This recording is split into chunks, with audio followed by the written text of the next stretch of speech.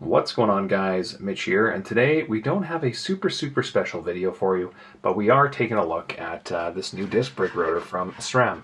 Now, I have actually changed the rotors on my Cervelo S5 to this rotor from factory, as the ones that came with it were a little bit, how can I say this, turkey warbly, so they squealed a little bit when they kind of dragged for a little bit. So I did end up changing to this exact rotor on the Cervelo S5, and wanted to do a quick video because I never actually unboxed it, and the new build kit that I'm kind of going through right now, the SRAM Red E1 build kit, actually comes with these rotors, which is pretty slick. So here is the part number on the back if anyone wants to check it out, or the directions. Hopefully you can kind of see that there, but it is the 116mm center lock Paceline X rotor. Pretty simple.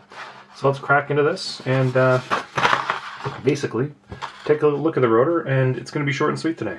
Okay. Let's take a look. And just like that, that's all they come with, I guess. So just like that, we are out of the box. I did want to show this.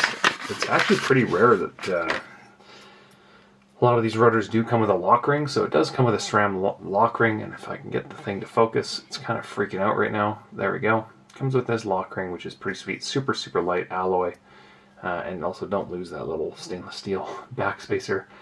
A lot of people do that, but pretty cool that it comes with that now, because my last rotor set didn't come with any kind of lock spacer or anything, and that obviously replaces, that's for the center lock, whereas some other hubs, they use 6-bolt T25 Torx, more so on the mountainside. My preference certainly is the center lock style.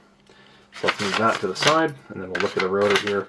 I did want to show this because sometimes people lose the directions, so if you wanted to scan that QR code and take a look at the directions, by all means, that could save you 5 to 10 seconds of visiting the website. So there you go.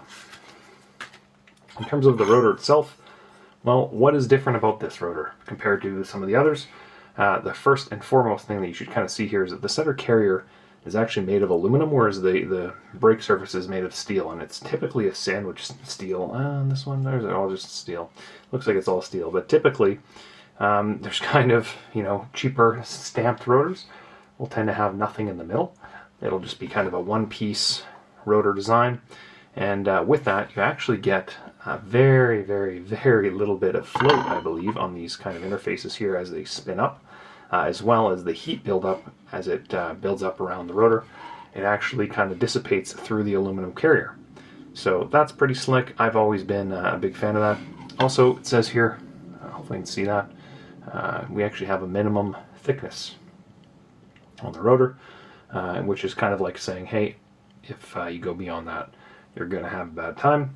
We have the Paceline 160, and I believe, I'd have to double check, but I believe they do a 140, a 160, and a 180. I can't see them going beyond that unless they go into the mountain bike line, which is likely 200, 220, etc. We've got a manufacture date on this, which is cool. On the flip side, you can see those are riveted centers and some weight reduction as well, kind of on the inside of that rotor. It's always kind of cool to see that they're looking to save some weight. Whatever.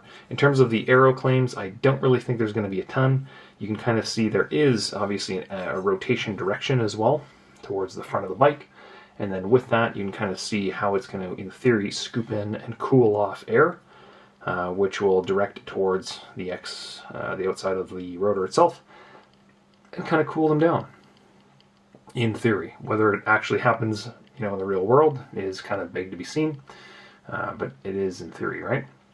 Other than that, I did want to point out, obviously, like I said, I have used road bikes and mountain bikes, both with center lock and 6-bolt international standard, and my preference at this point is much preferred to go the center lock route, because it's just easier to change things if you ever are experimenting, or you lean the bike and it kind of scuffs one and you just want to get a new rotor on there. It's just a lot quicker and more of a simple process, but that's just me. And then it obviously opens up the options to kind of, experiment with material and configuration. So pretty cool, pretty excited to put this on the project bike. I have yet to announce what the actual bike is going to be because, quite frankly, I don't know.